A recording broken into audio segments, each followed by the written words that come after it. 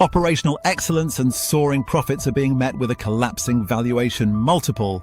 That is a rare signal that Wall Street no longer views this tech giant as a growth story, but is their refusal to join a massive $100 billion industry consolidation a sign of master discipline or a fatal strategic error? A price-to-earnings ratio crashing from 44.0 down to 34.1 usually screams disaster, yet net income just surged by nearly 30%. This creates a fascinating paradox for Netflix, the company we are using today to dissect the difference between a great business and a dangerous stock price.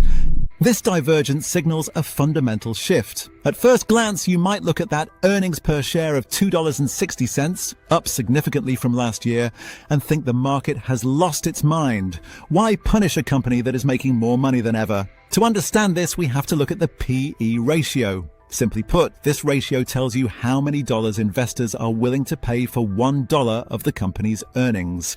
A drop from 44 to 34 means the market is effectively de-rating the stock. Investors are no longer willing to pay a premium for future potential, they are demanding immediate cash. This is a classic lesson in stock market analysis. A falling P/E in the face of rising profits is often the loudest warning bell that the market believes the best days of growth are behind us. The company is transitioning from a hyper-growth tech darling into a maturing utility. But to grasp why the market is so skeptical, we need to look at the massive strategic decision that just shook the industry. We call this the discipline gambit. Paramount is set for a $111 billion takeover of Warner Brothers. Netflix had the chance to bid, but walked away, refusing to go above $82 billion. On the surface, this looks like incredible prudence. In a world of 3.5% interest rates, avoiding a bidding war keeps the balance sheet clean. But there is a twist. By walking away, Netflix allowed the creation of a super competitor, a combined Paramount-Warner entity with a content library that rivals their own. By choosing organic growth over acquisition, Netflix is betting its entire future on its existing engine. The investing strategy lesson here is about opportunity cost. Sometimes the risk isn't just in the money you spend, but in the monster you allow to form by not spending it. Discipline is a virtue, but in a winner-take-all market, isolation can be a death sentence. If they are going it alone, is the current stock price justified by the math? Let's look at the intrinsic value reality check. We ran the numbers using a discounted cash flow DCF model. It estimates what all the future cash the company will generate is worth today. Our fundamental analysis shows the intrinsic value sits at roughly $76.70 per share. The problem? The stock is trading at $92.22. That is a premium of roughly 20% above its mathematical value. Now, great companies often trade at a premium. But remember that P/E compression we started with? The market is actively removing that premium. If the company misses an earnings report, that 20% gap can close overnight. The golden rule of value investing is this: valuation provides your margin of safety. When you buy at a 20% premium, you have zero margin for error. You are pricing in perfection. And speaking of perfection, let's talk about the cash. This brings us to the cash flow illusion. Net income is up, creating a beautiful income statement. But look at the cash flow statement. Net cash flow plummeted by 131.5% to a negative $221 million. This looks terrifying, like the company is bleeding out. But let me give you a pro tip for stock market analysis. Net income is an opinion based on accounting rules. Cash flow is a fact.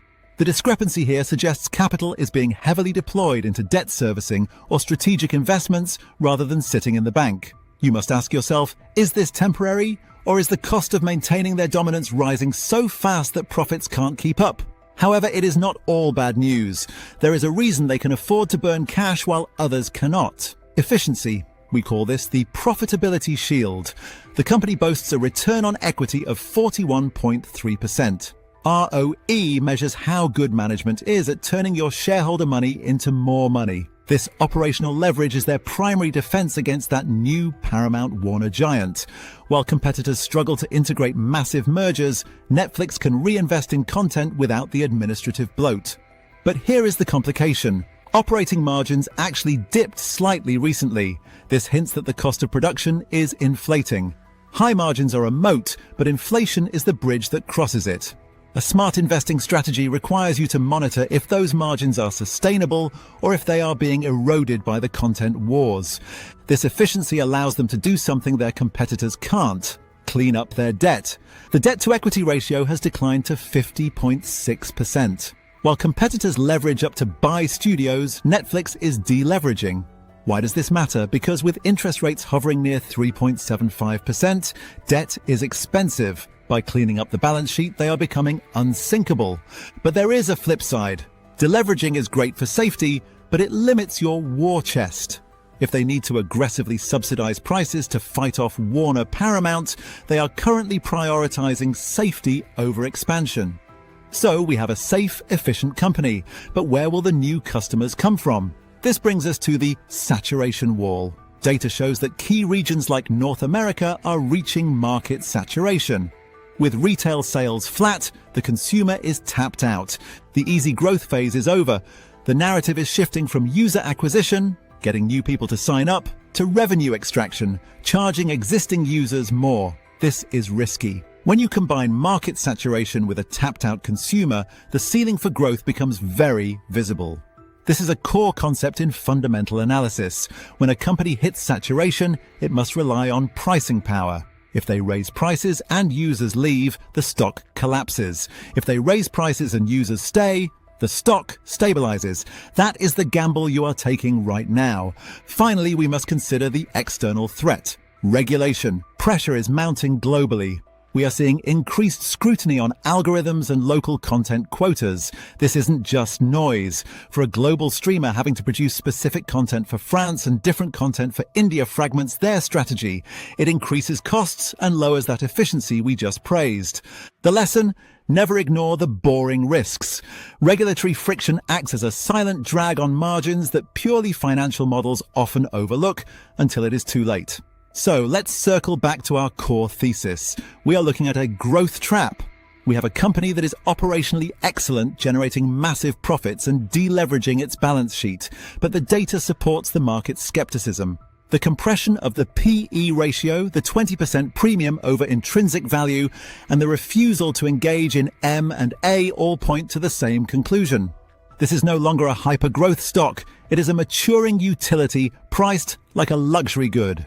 They have chosen discipline, which has made them safe, but it has also left them isolated against a new breed of super competitors. Their greatest strength is their efficiency. They are the best at what they do, but their Achilles' heel is their valuation relative to their growth ceiling. In the rigorous world of value investing, they are priced for a level of expansion that the North American market simply cannot provide anymore. And this leads me to my final prediction. The current strategy of discipline and organic growth is unsustainable in the face of the Paramount-Warner merger. You cannot fight a tank with a sword, no matter how sharp the sword is. That is why I believe that within the next few years, Netflix will be forced to abandon this stance and make the biggest acquisition in its history. They will not buy a dying movie studio, they will pivot. I predict they will acquire a major video game publisher to unlock a completely new revenue stream, because simply streaming movies is no longer enough to justify their stock price. But I want to hear your take. Do you think Netflix's decision to stay out of the merger wars is a masterstroke of discipline or a strategic mistake that will leave them behind? Let me know in the comments. So hit subscribe so you won't miss what's next, and jump straight to the next video, because that could be the very insight you need to get ahead.